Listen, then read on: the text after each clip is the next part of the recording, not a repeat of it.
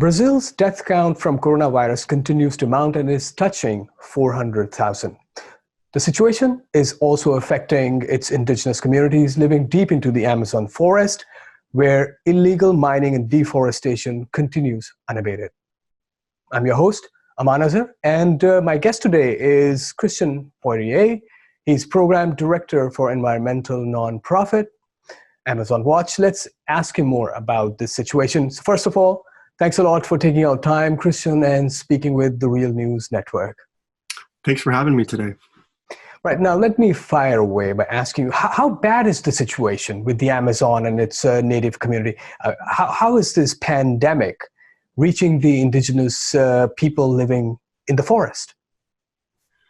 The situation is an utmost crisis right now in the Amazon, Aman.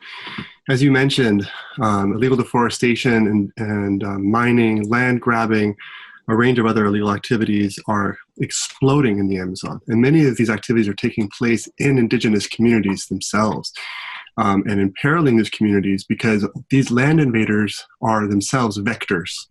They can introduce the coronavirus to remote indigenous peoples who are some of the most vulnerable in the world to respiratory diseases and have been historically.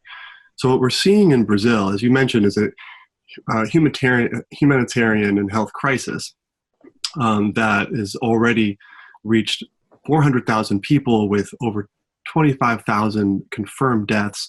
And this number should be seen really as an underestimate. The Brazilian outlet Globo estimated that Brazil has seven times as many cases potentially than are officially reported.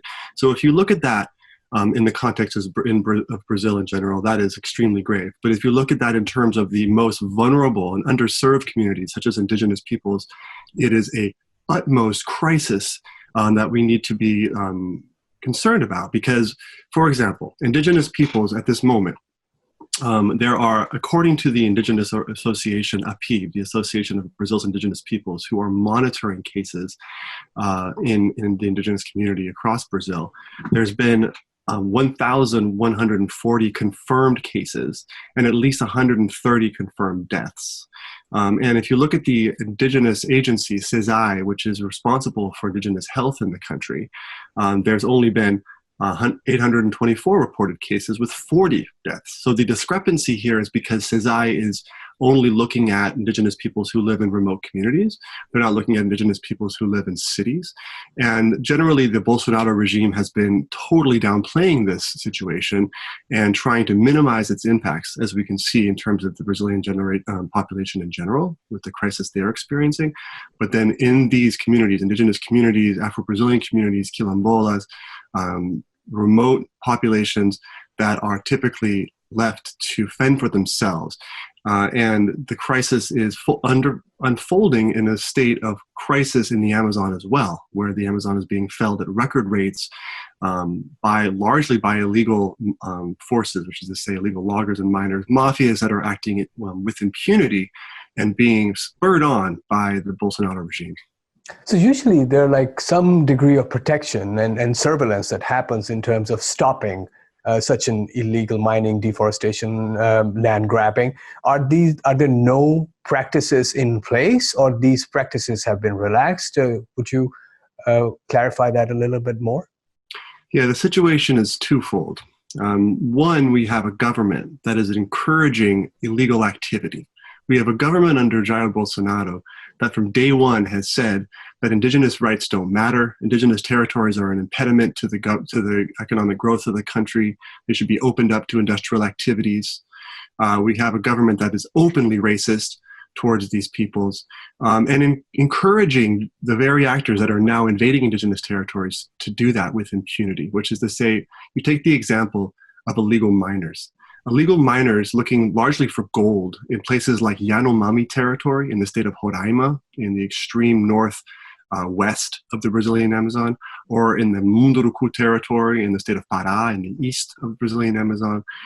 These huge numbers, 20,000 alone in Yanomami territory, have been given the green light essentially by the government through Bolsonaro's rhetoric that they can go there and do whatever they like without suffering any consequences. Meanwhile, you have a policy assault on the socio-environmental safeguards that allow Brazil's law enforcement agencies, environmental agencies, to carry out their work.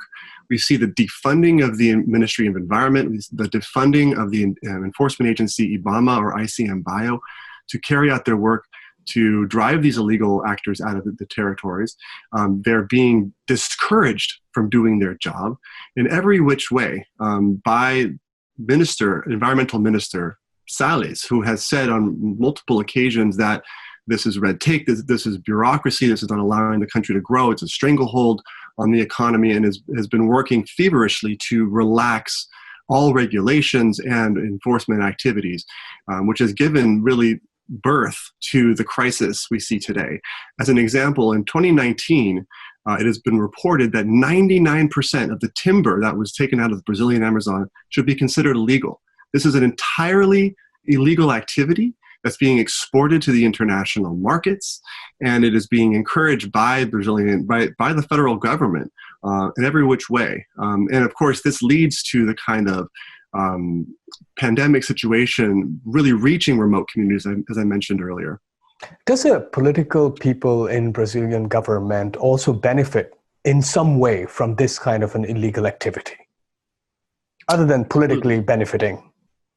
Yes, if you look at one of the most powerful political blocs, congressional blocs in Brazil, known as the Ruralistas, that are doing the bidding of Brazil's extremely powerful agribusiness sector, we understand that these actors are directly benefiting from the policy, the socio-environmental political assault that has taken place since Bolsonaro took office.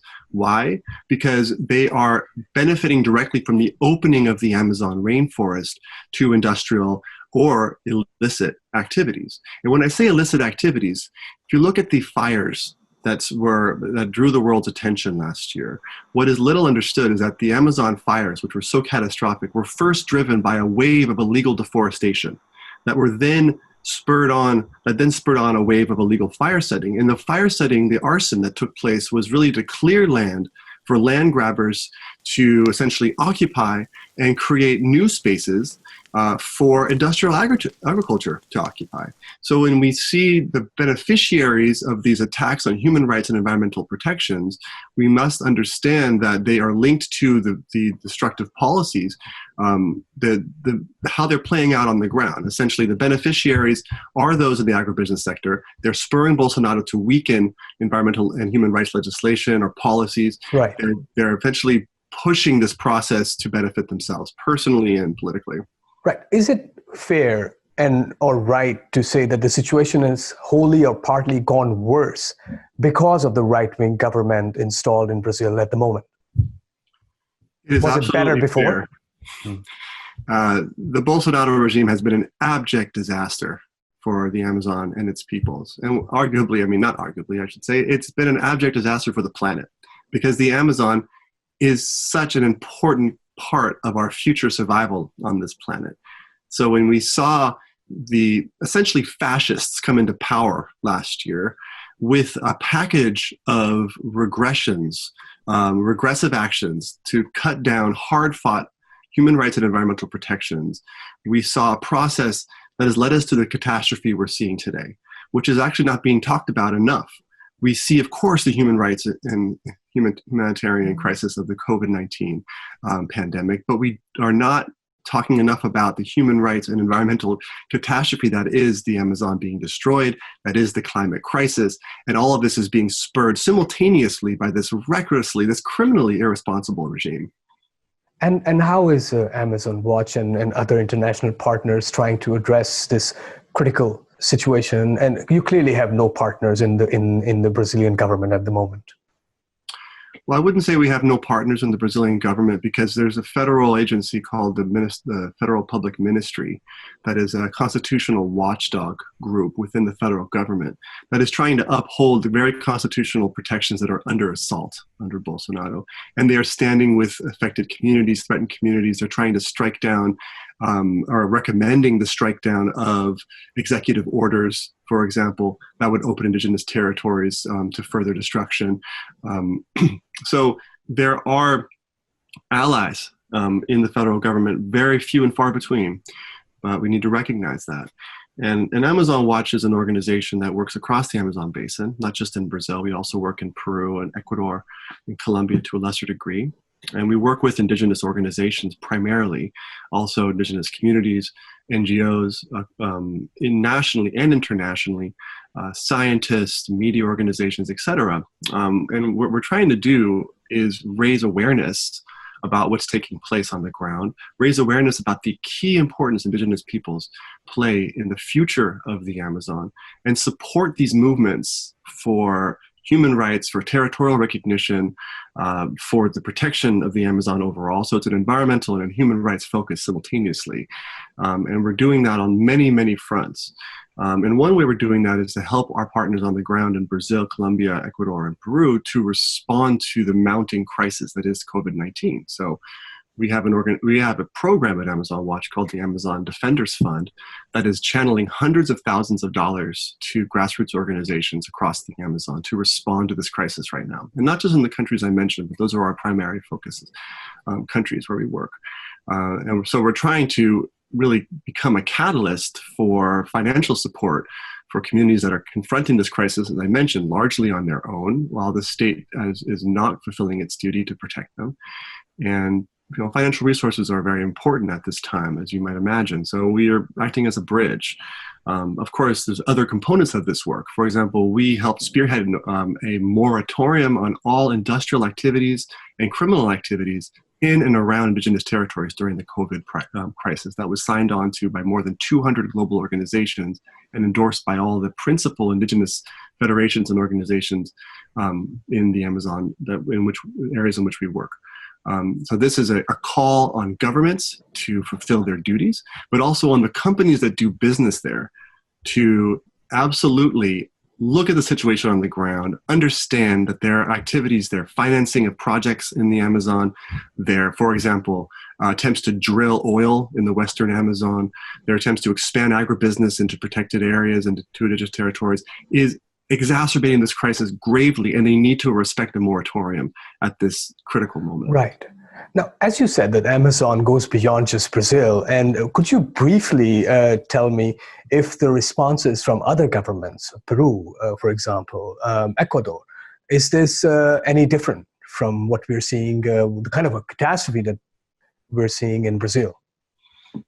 The responses in those countries have been different. They have been, for example, in Peru, have been somewhat better. There's been an attempt, for example, to at least offset some of the financial burdens, but in the most basic way that individuals, families, communities are suffering. However, indigenous peoples in that country, in Peru, have roundly criticized the government for not beginning a process of addressing their emergency needs on the ground. So in this case, indigenous peoples are again being left really to fend for themselves and are suffering some of these impacts really indiscriminately, or I should say in a way that is much more serious than the population at large. And this is, of course, linked to the fact that they are historically marginalized communities who have far less resources and ability to respond to crises of this kind.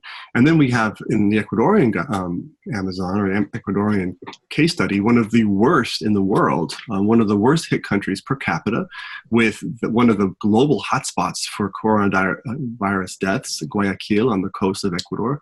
And we have in the Ecuadorian Amazon a situation of dire crisis where, again, indigenous peoples have been marginalized and not been responded to, in part because the entire health system in Ecuador is in collapse.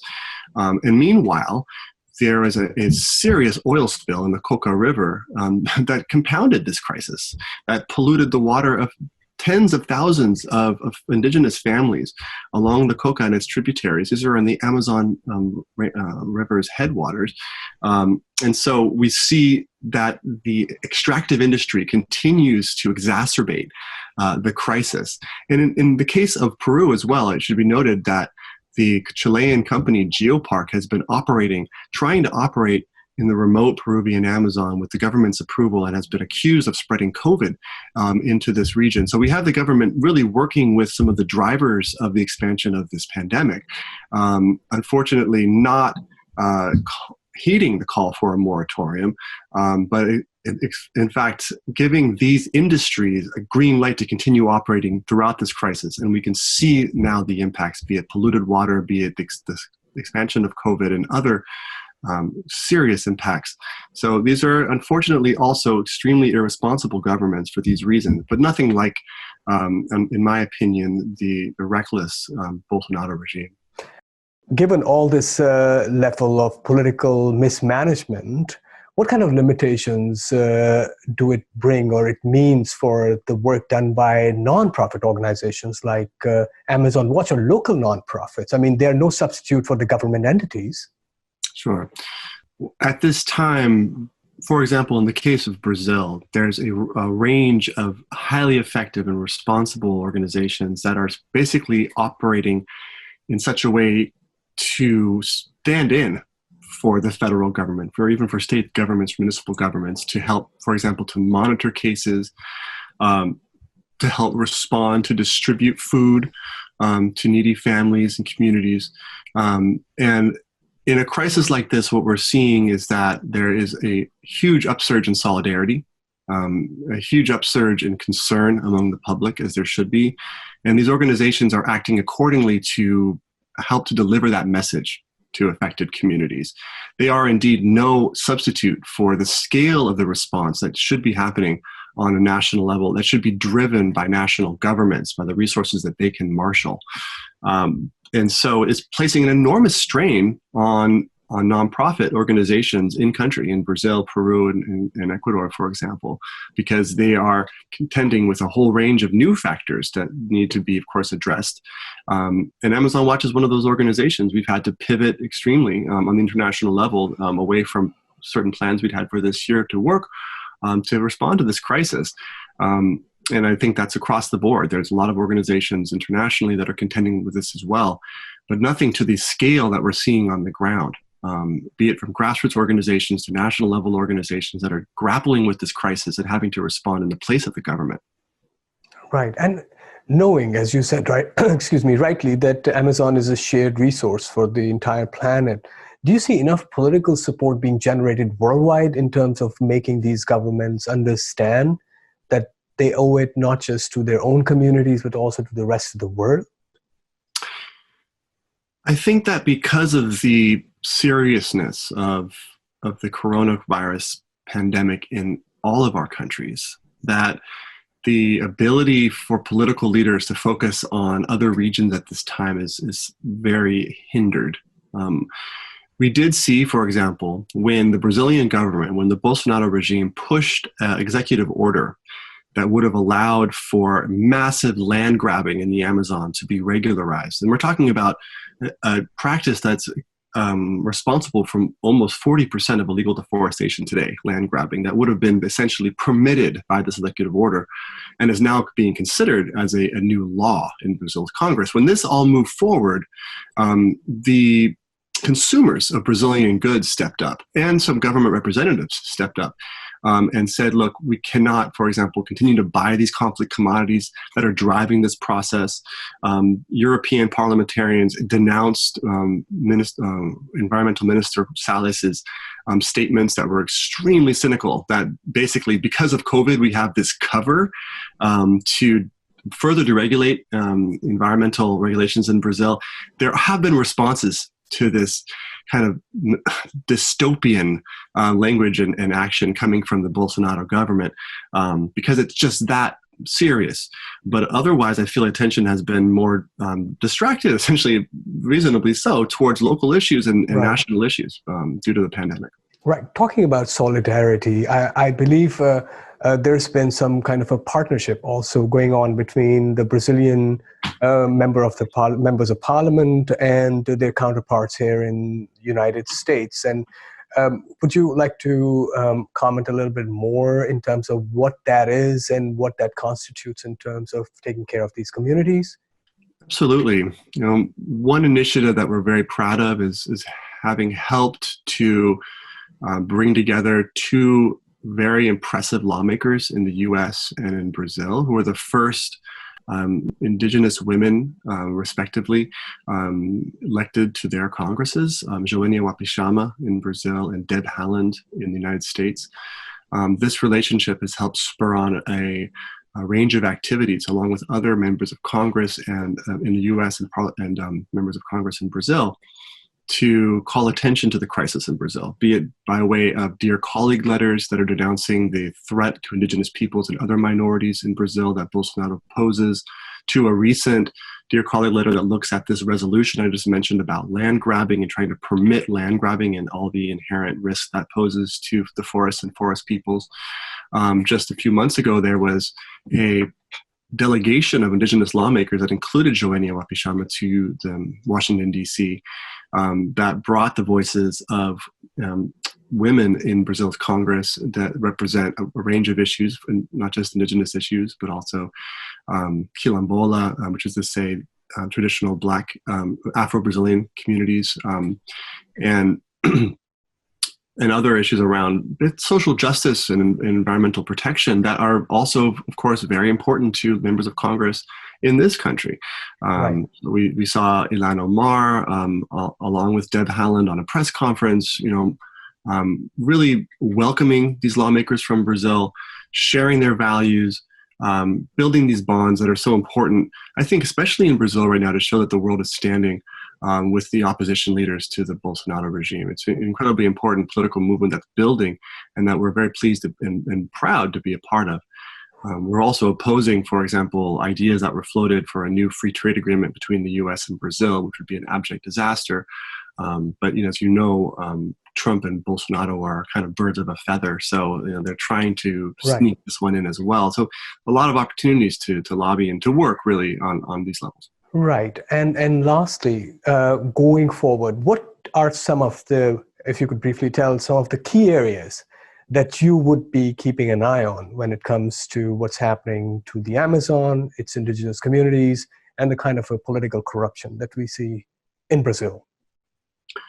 Well, we as an organization internationally have been looking a lot at how markets are driving this process, how we consume goods that are linked to the destruction of the Amazon, be it timber, soy, beef, leather, sugar. There's a range of commodities that are reaching our shores and that our banks or asset managers, financial institutions are fueling with investments.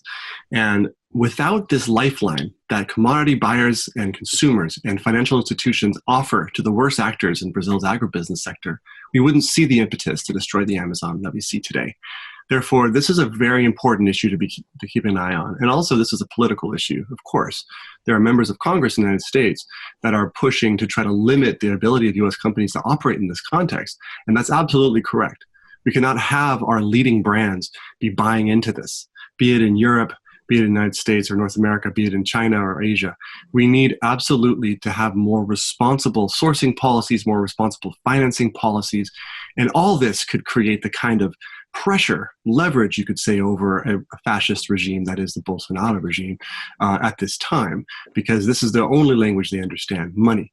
And this is something we actually have considerable leverage over if we're concerned about what we're seeing today in the Amazon. Right. Well, this brings us to the end of this conversation. I hope we had more time, but let me thank you, Christian, once again for taking out time and talking to the Real News Network here today. It's been my pleasure. And thanks also to our audiences for tuning in. You can always look us up at therealnews.com. As of for now, for myself and the rest of the team, it's goodbye and be well.